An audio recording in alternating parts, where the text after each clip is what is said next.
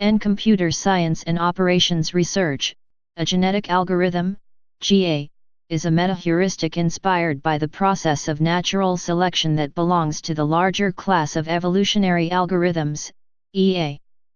Genetic algorithms are commonly used to generate high-quality solutions to optimization and search problems by relying on bio-inspired operators such as mutation, crossover, and selection. Methodology. Optimization problems.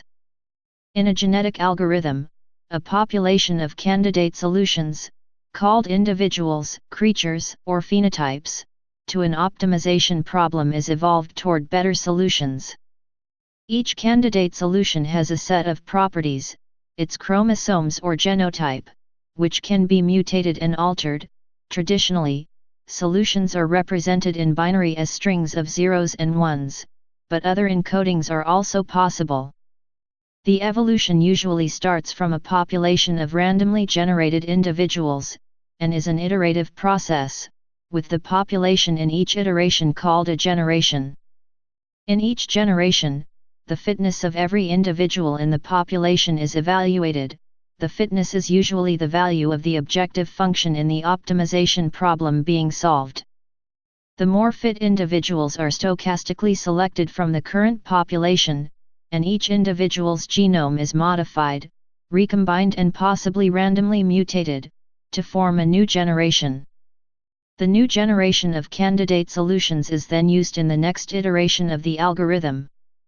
Commonly, the algorithm terminates when either a maximum number of generations has been produced, or a satisfactory fitness level has been reached for the population. A typical genetic algorithm requires a genetic representation of the solution domain, a fitness function to evaluate the solution domain. A standard representation of each candidate solution is as an array of bits. Arrays of other types and structures can be used in essentially the same way. The main property that makes these genetic representations convenient is that their parts are easily aligned due to their fixed size, which facilitates simple crossover operations. Variable length representations may also be used, but crossover implementation is more complex in this case. Tree-like representations are explored in genetic programming and graph form representations are explored in evolutionary programming. A mix of both linear chromosomes and trees is explored in gene expression programming. Once the genetic representation and the fitness function are defined, a GA proceeds to initialize a population of solutions and then to improve it through repetitive application of the mutation, crossover, inversion, and selection operators. Initialization.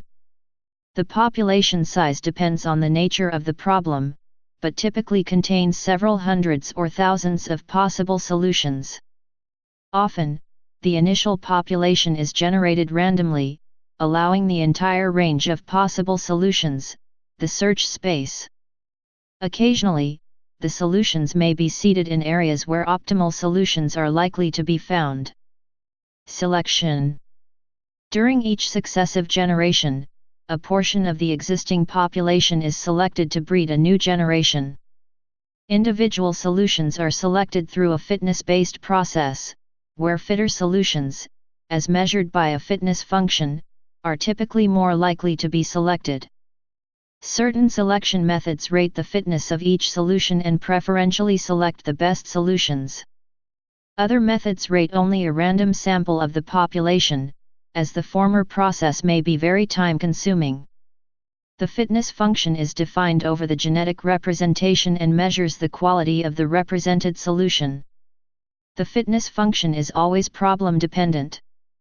For instance, in the knapsack problem one wants to maximize the total value of objects that can be put in a knapsack of some fixed capacity.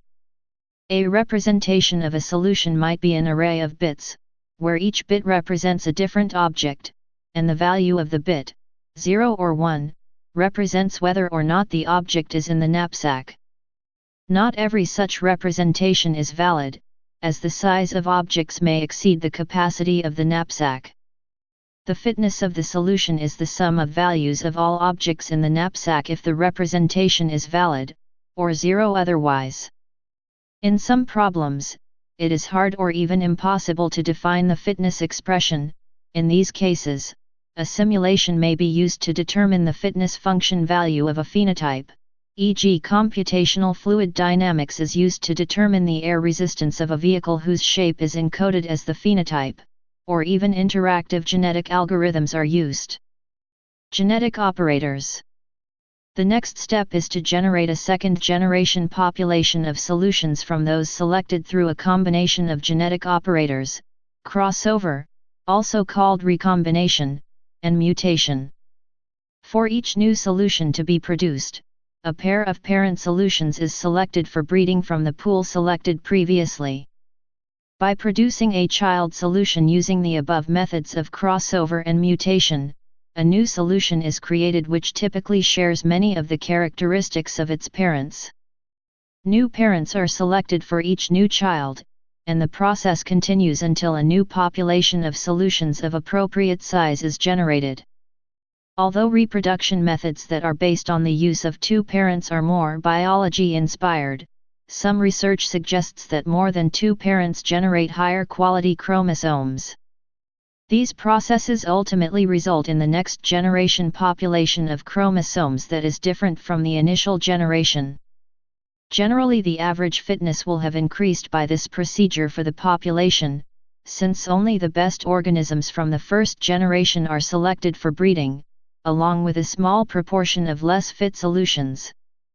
These less fit solutions ensure genetic diversity within the genetic pool of the parents and therefore ensure the genetic diversity of the subsequent generation of children. Opinion is divided over the importance of crossover versus mutation. There are many references in Fogel, 2006, that support the importance of mutation-based search. Although crossover and mutation are known as the main genetic operators, it is possible to use other operators such as regrouping, colonization extinction, or migration in genetic algorithms. It is worth tuning parameters such as the mutation probability, crossover probability, and population size to find reasonable settings for the problem class being worked on. A very small mutation rate may lead to genetic drift, which is non-ergodic in nature. A recombination rate that is too high may lead to premature convergence of the genetic algorithm.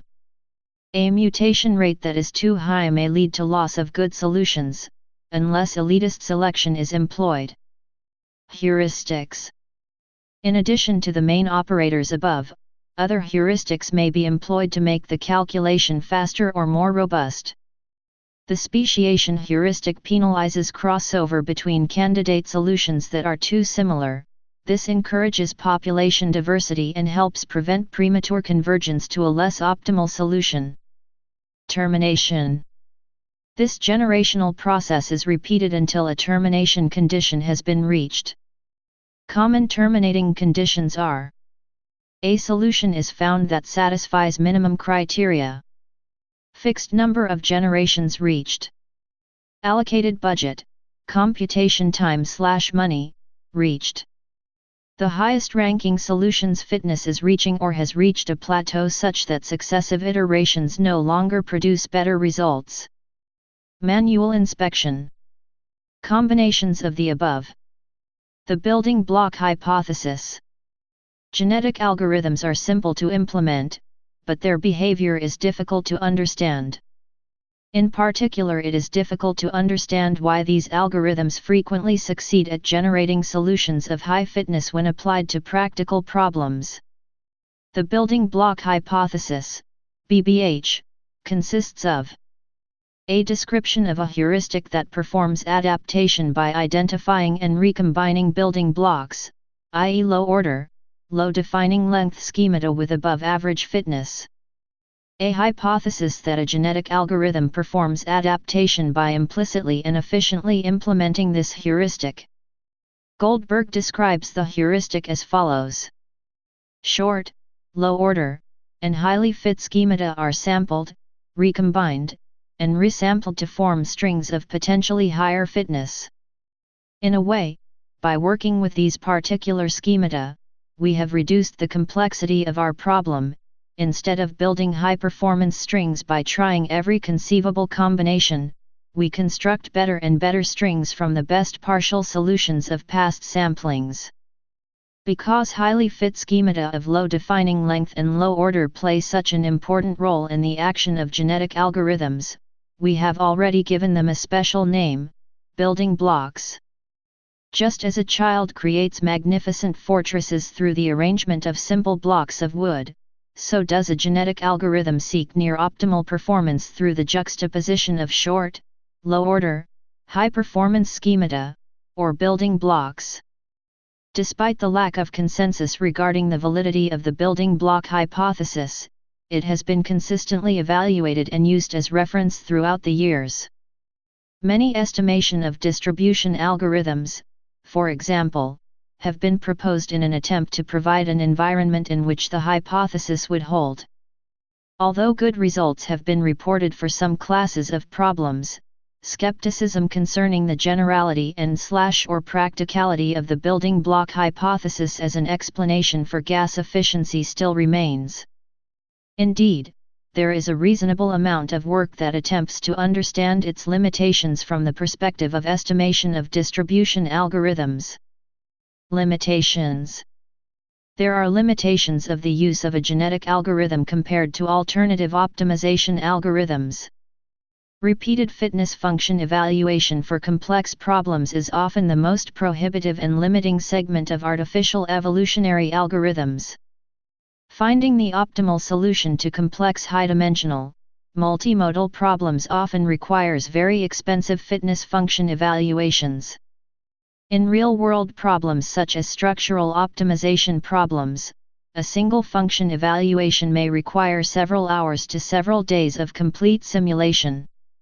Typical optimization methods cannot deal with such types of problem. In this case, it may be necessary to forego an exact evaluation and use an approximated fitness that is computationally efficient.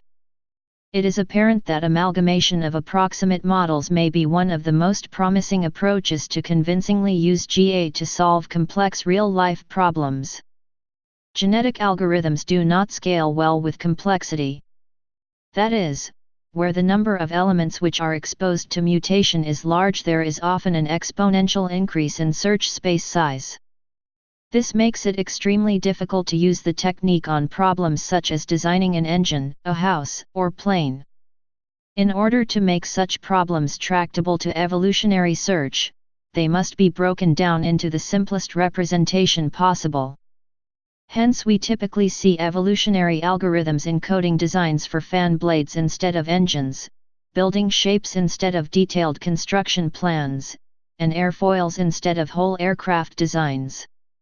The second problem of complexity is the issue of how to protect parts that have evolved to represent good solutions from further destructive mutation, particularly when their fitness assessment requires them to combine well with other parts.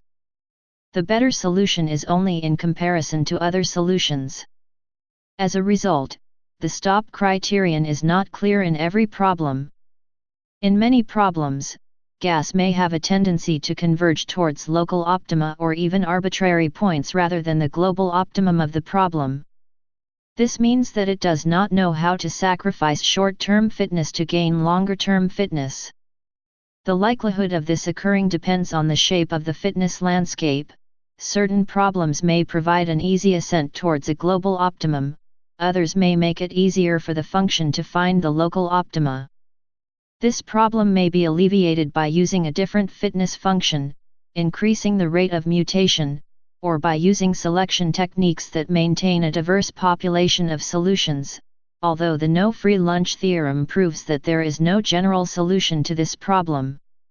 A common technique to maintain diversity is to impose a niche penalty, wherein any group of individuals of sufficient similarity, niche radius, have a penalty added, which will reduce the representation of that group in subsequent generations, permitting other, less similar, individuals to be maintained in the population.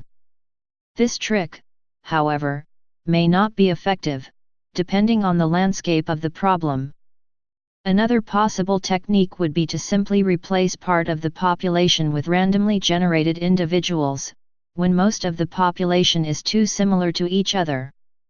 Diversity is important in genetic algorithms and genetic programming, because crossing over a homogeneous population does not yield new solutions. In evolution strategies and evolutionary programming, diversity is not essential because of a greater reliance on mutation. Operating on dynamic data sets is difficult, as genomes begin to converge early on towards solutions which may no longer be valid for later data.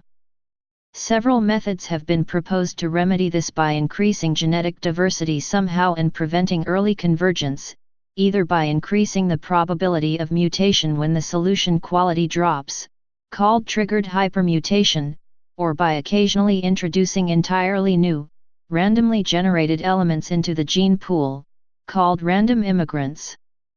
Again, evolution strategies and evolutionary programming can be implemented with a so-called comma strategy in which parents are not maintained and new parents are selected only from offspring. This can be more effective on dynamic problems. GAS cannot effectively solve problems in which the only fitness measure is a single right/wrong measure, like decision problems, as there is no way to converge on the solution, no hill to climb. In these cases, a random search may find a solution as quickly as a GA. However, if the situation allows the success/failure trial to be repeated giving, possibly, different results, then the ratio of successes to failures provides a suitable fitness measure. For specific optimization problems and problem instances, other optimization algorithms may be more efficient than genetic algorithms in terms of speed of convergence. Alternative and complementary algorithms include evolution strategies, evolutionary programming, simulated annealing, Gaussian adaptation, hill climbing, and swarm intelligence, e.g., ant colony optimization, particle swarm optimization, and methods based on integer linear programming. The suitability of genetic algorithms is dependent on the amount of knowledge of the problem. Well-known problems often have better, more specialized approaches. Variants. Chromosome representation. The simplest algorithm represents each chromosome as a bit string.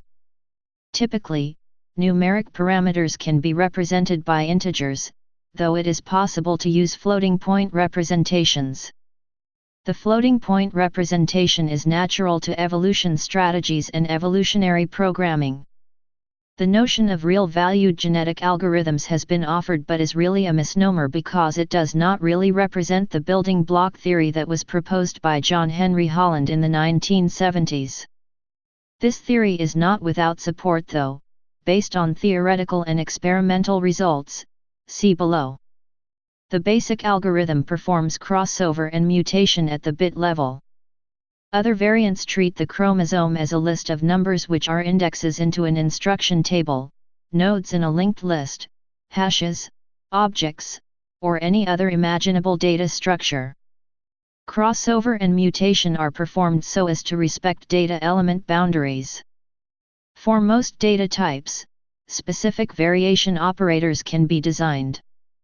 Different chromosomal data types seem to work better or worse for different specific problem domains. When bitstring representations of integers are used, gray coding is often employed.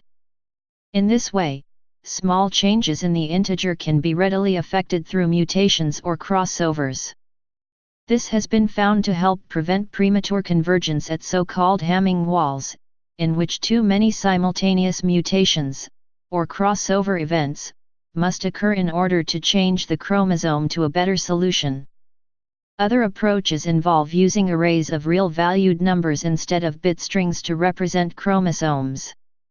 Results from the theory of schemata suggest that in general the smaller the alphabet, the better the performance, but it was initially surprising to researchers that good results were obtained from using real-valued chromosomes. This was explained as the set of real values in a finite population of chromosomes as forming a virtual alphabet.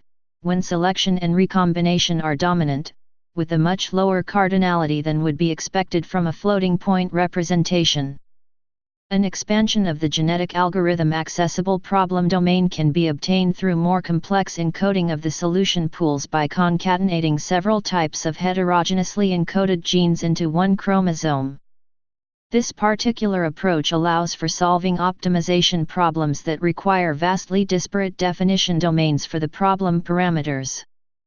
For instance, in problems of cascaded controller tuning, the internal loop controller structure can belong to a conventional regulator of 3 parameters, whereas the external loop could implement a linguistic controller, such as a fuzzy system, which has an inherently different description. This particular form of encoding requires a specialized crossover mechanism that recombines the chromosome bisection, and it is a useful tool for the modeling and simulation of complex adaptive systems, especially evolution processes. Elitism.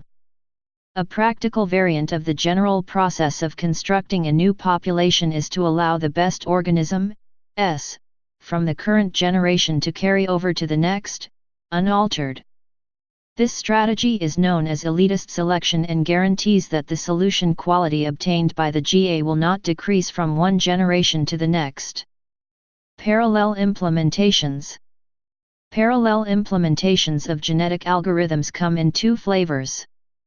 Coarse-grained parallel genetic algorithms assume a population on each of the computer nodes and migration of individuals among the nodes. Fine-grained parallel genetic algorithms assume an individual on each processor node which acts with neighboring individuals for selection and reproduction. Other variants, like genetic algorithms for online optimization problems, introduce time dependence or noise in the fitness function. Adaptive gas. Genetic algorithms with adaptive parameters, adaptive genetic algorithms, AGAs, is another significant and promising variant of genetic algorithms.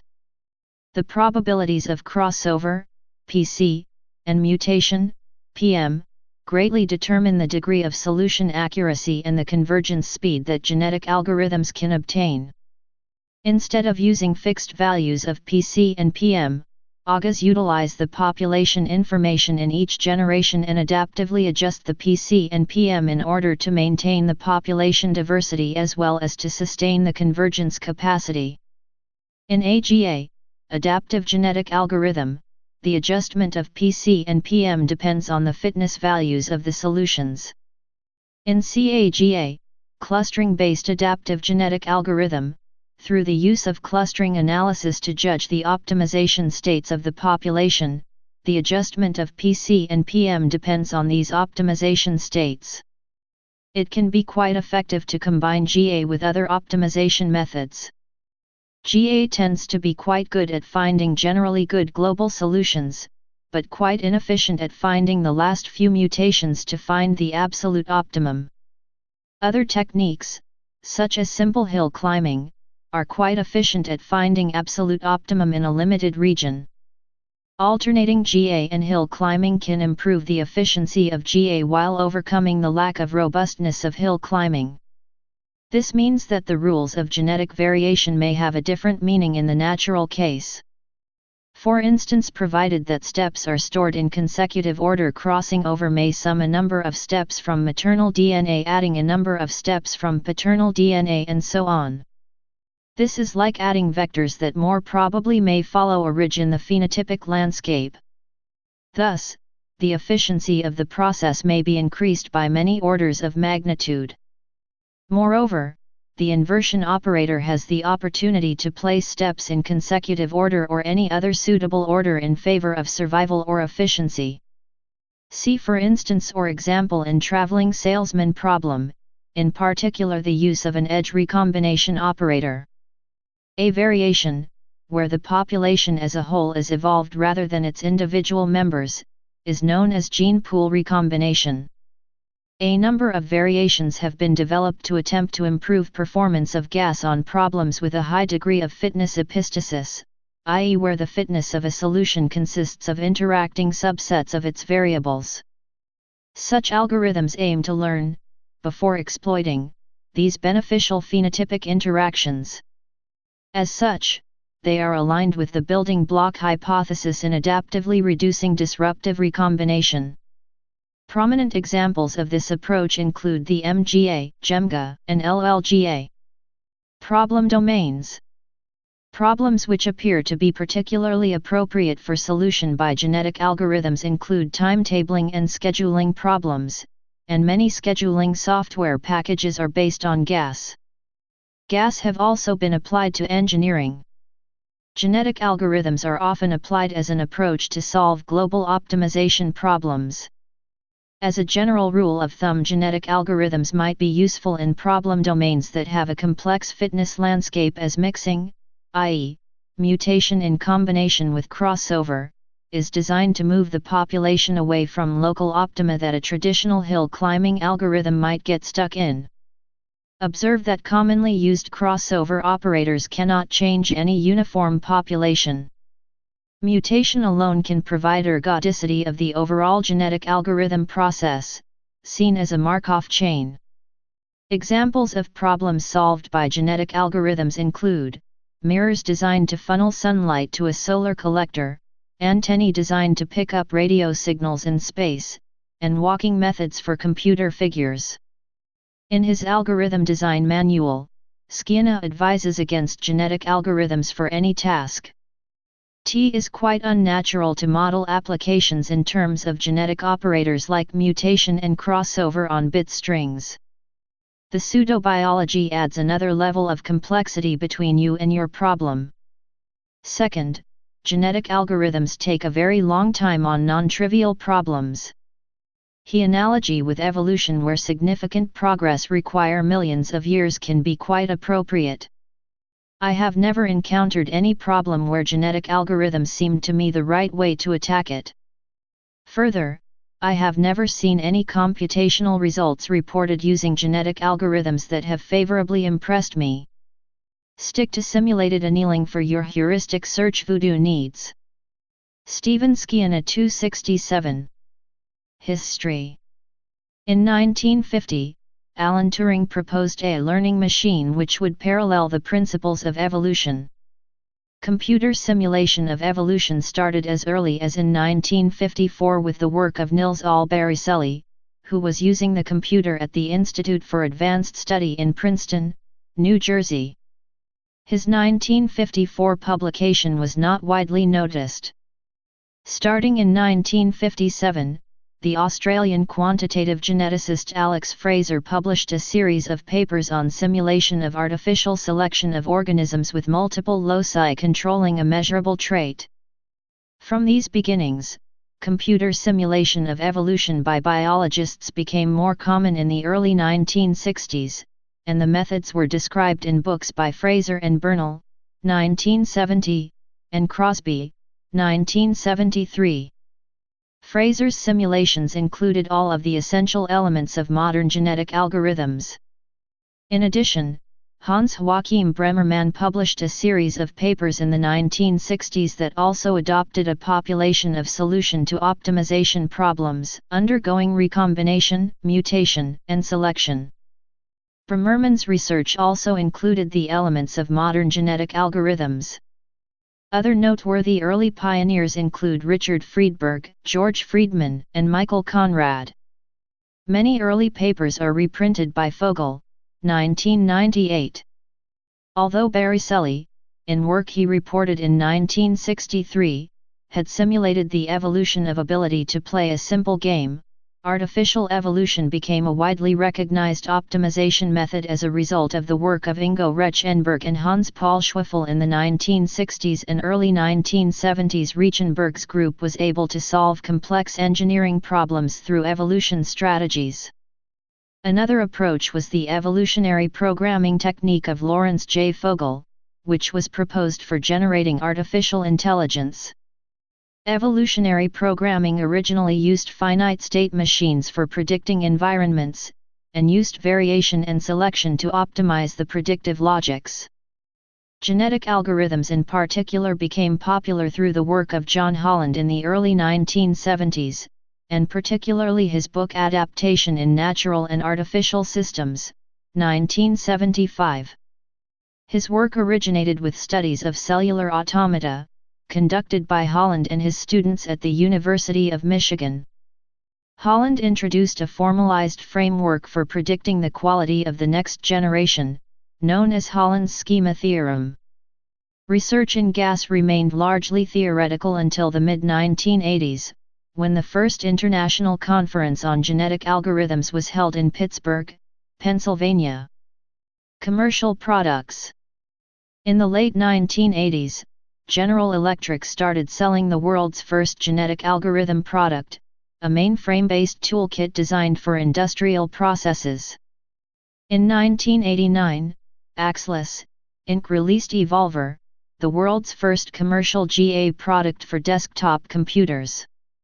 The New York Times technology writer John Markoff wrote about Evolver in 1990, and it remained the only interactive commercial genetic algorithm until 1995.